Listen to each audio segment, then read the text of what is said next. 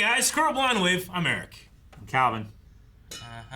And we're back with Naruto Shippuden. Last time on, we got what felt like a very extended goodbye between Tsunade and Jiraiya. A final goodbye, maybe? I don't know. One of them might die. He's going on a secret mission to the village in... It's not in. The Hidden Rain Village. There you go. To take out one of the leaders of a civil war. Potentially. Well, I'm sorry. He's at least Just going to get information about the Akatsuki. make sure that the Akatsuki leader is actually there. Yes. Is what he's trying to do. Yep. And before that, we just had the greatest reveal of all time with Madara.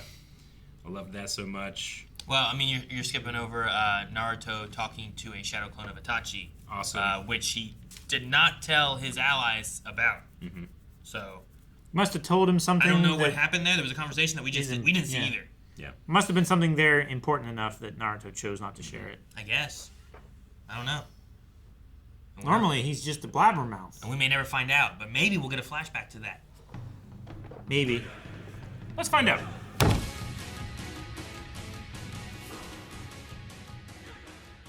Oh, man.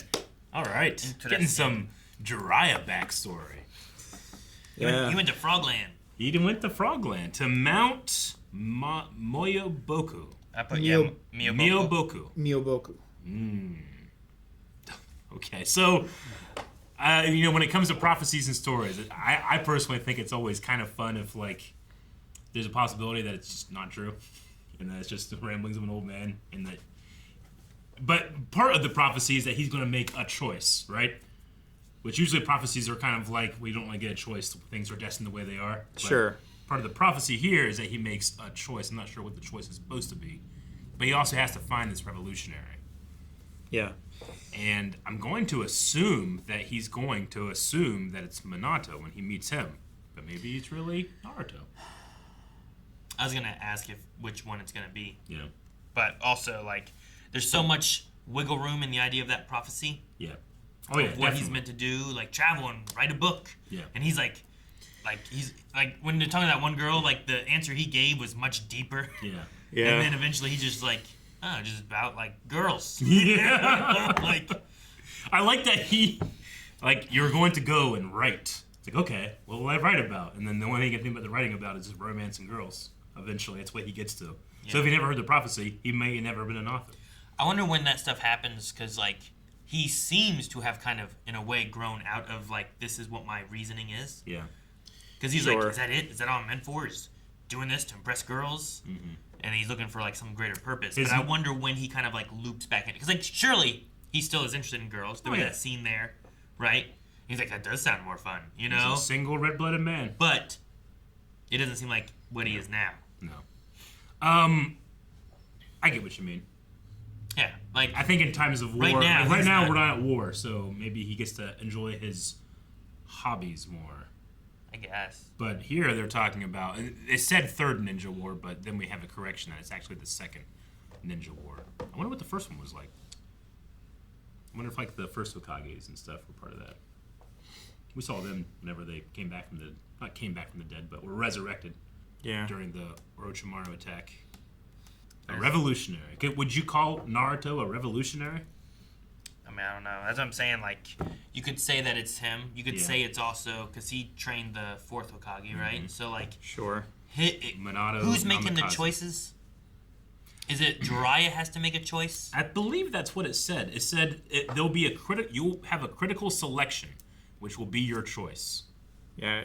Now, is he meaning I thought it was you need to find this guy, and he's going to, you will be presented with options. Either you can, join him or fight against him or something like that, but ultimately your choice will have the impact on what the future will be to do with this revolutionary guy. Sure, a change of pace and all that. Yeah. So, his apprentice could be the fourth Hokage, and it could lead them into peace, or perhaps the things that he sets into motion. I know you guys have the idea that, well, if that's Naruto's dad and he takes the nine-tailed fox and he puts that fox into his baby, And then what changes that make? Like there's choices and destiny possibly within that. Yeah. And that's all because of his apprentice, which is the fourth Hokage. Yeah. Separately, he takes on Naruto as like a student, trains him. Is it separately though? Is it meant to be separately being an apprentice? I'm just poking at you.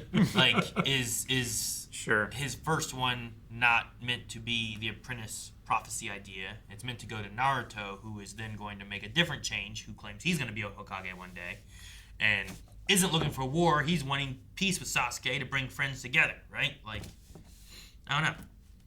But none of that would happen if it wouldn't have been for the fourth Hokage, who was trained by Jiraiya as well. So, like, you could kind of say it could be anything. Sure.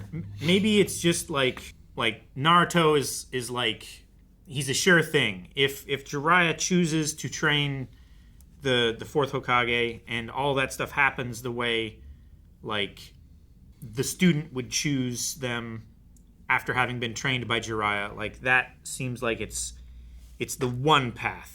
If Jiraiya chooses not to train him and he doesn't become the fourth Hokage, then that's the other path, maybe.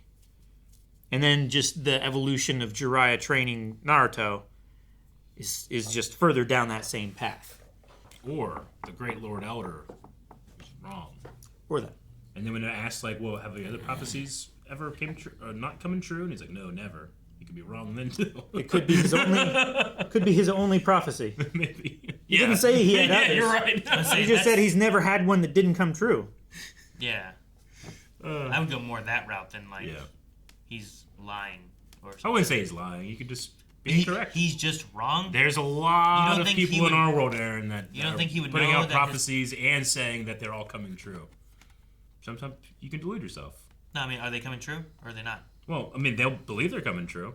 No. They will. I mean, are they coming true or are they not? We're gonna have to. What is a prophecy? What, like, how? Like if I go to a restaurant and order a steak, it's not a prophecy that the steak comes. You know? Well, it is if I made a prophecy before you went that, hey, tonight you're gonna have steak. You're like, I'm not gonna have steak. And then See, that's the thing. You said tonight, Yeah. not just you will have steak one day. Go find it. You know, like you were specific. I think prophecies are, like, they're interesting when they're specific, but sometimes when they're not, it's all about how you're interpreting them. Yeah, but if I just said, like, your child will do great things, that doesn't tell you anything, No. right? Yeah. So if you just don't have a child, then I'm wrong, Yeah, that's true. right? Or Like, I feel like there's things where you can tell. It's yeah, not but right. there's also the interpretation. It's like, well, yeah, but it wasn't really his biological child, but he did help raise this one person, and they did a great thing, so the prophecy was true. What they do. Did something great. I don't know. What's great mean? That's his thing. Like, Terrible. Open a door for somebody? not great. No, that's not great. You're a doorman. It's not great. I'm just saying, it's not It's special a for very you. weak superhero. You opened a door for the guy who cured cancer. And if you didn't, he would have been like, dang it, and he would turn around and Did you say created die. cancer? Cured cancer, Oh. but if I said created, that was a misstep. That's not what I want to communicate. Yeah. Because I didn't open the door, he created cancer. Damn it, Aaron. Yeah, no, I get you. Yeah, I don't know. I'll be curious to see where they go with it. Me too. Maybe we get to Really see, wanna see part two. more of the war aspect of it. Or do we jump ahead to, like, him getting an apprentice? Like, where does the fourth Hokage come from? I mean, I feel like, Who was his dad? was it the second or the third Great Ninja War that the fourth Hokage was involved with? Wasn't it the third? I don't think so. I think this second Great Ninja War was the most. Is it the the most big one? recent one? Is it the one that Kakashi and his squad are, like, going into that other land and, like, fighting behind enemy lines and stuff? Is it the same Great Ninja War, or is it the next one? Was that a Great Ninja War? I feel like it was. Might have been. Do you remember, Aaron? If like the first episodes. I that we didn't take watched? any I'm looking at my notes there. I have here in 120, it says Third Great Ninja War. Okay. Third, okay. So the second one was what they were talking about here. The third will be Will be later once with he Minato. once he I know it's takes saying and trains, I guess, Okay. him as Menundo. Menudo. Menundo. Minundo. Minato. Minuto. Manuto Namikaze. Minato. Minato. But yeah, I have Is that an O or a U? Oh. Minato. Yeah, the last note I had for 120 was Third Great Ninja War. So I assumed that whole segment was a Third Great Ninja War, but it also could have been that later on they led into the Third Great Ninja War. If there was another Great Ninja War in this show, would it be the 4th? I think so. Yes, it should be. Damn. Because this one, the thing, the speaker said 3rd, but it was corrected in the subtitles to 2nd. Okay. Now, it wasn't a case... Or at least Rob fixed that for us. Yeah. It wasn't a case where, like, while we were watching it, they said 3rd and then the subtitle corrected the 2nd, did it? I don't when think we so. were watching Kakashi and... I don't remember. I don't think so. I don't think so. On the first episode of Shippuden, I have a note that says Hokages. 1st, wood. 2nd, water. Yep. 3rd, don't know. 4th, don't know. 5th, medical and hot. 6th, Naruto. 7th, Konohamaru. Konohamaru. You said Naruto question mark. Naruto? Konohamaru. Hey, I just love sexy it. jutsu. He can be hot when he wants to. I just love that I put medical and hot. Nickel and hot. Like, is this something they said? Is this for me to remember? What was this I think for? you're making predictions. I love how. I mean, it's really simple, but they show how serious Jiraiya is taking this by having what seems to be a hot drunk lady in the scene with him, but he's still like. He's still pondering. He's not paying attention as much. Yeah. It's like, wow, he's really taking this seriously. Yeah, that does sound more fun. All right. Well, yeah, I don't know. I also wonder if the other people we saw, if they will be things that we will see later in the war. Yeah. If there'll be things we will see later with Naruto. Yeah. Was the puppet thing at all related to Sasori? That's Or what his I was clan. originally thinking. Like, is that like Sasori, like early on, or is that like Sasori's dad? The giant shuriken was the first bad guy that was trying to steal the scroll in the first. That wasn't him, but like, didn't he have a giant shuriken too? He did. Sure. Yes. But they also had giant shurikens and they were fighting Zabuza. I was gonna say that. Yeah. Zabuza also had Okay.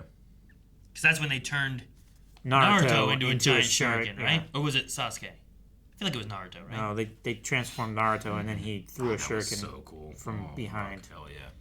I was trying to see if I had a list of Sasori dead between puppets like flashback. Oh, I mean, I think around 26. time-wise, it could be like a clan member of his or something. Maybe. Or man, what if it's the, grandma? Mm-hmm. What if it's Grandpa. the other guy, the Yeah. guy at the That was she was arguing with? yeah, they were constantly pranking each other by pretending they died. We didn't really get a good look at him, just the puppet. Damn it. All I have is on number 23, I just put Sasori's sad parent history. Yeah. Yeah, that was sad parent history. That's all I have. We are cursed to live in this world of shinobi. There can be no peace. Just by the nature of having these abilities and these powers, there can be no peace. Is that what the guy kind of was talking about? Well, yeah, it's a constant struggle of like trying to get better so that you can have peace. Yeah. Right. It's a 4-nation Cold War. Yeah. Like the puppeteer guy saying like, "Hey, this is where I'm good at. Destruction is peacetime. I'm not very good. Destruction time. My I'm techniques are not. great." Yeah, my techniques are not useful in peacetime. All right. Well, we only got a little bit. I feel like we need more, and I think we'll probably get more. What was the full title of this episode, Aaron? Did you write down? Tales of a Gutsy Ninja Jiraiya Tales Part 1. Okay. Jiraiya Tales. It's also cool to see Orochimaru just kind of like not as a bad guy, just another ninja. Sure. In terms of his utilization of this story. That was interesting. I think it'd be neat to see in the next one the same kind of thing, right? Mm-hmm. Jiraiya Ninja Scroll. Jiraiya Ninja Scroll Part 1. Okay. All right. Well, I want Part 2. Too bad. But you can get it right now over at blindwave.com where we have early access and full length available for this and all the shows that we cover. Just make sure you subscribe here too so you don't miss out on anything else that we put out throughout the week, which covers various anime, movies, and other shows. But yeah, more Jiraiya, maybe, next time.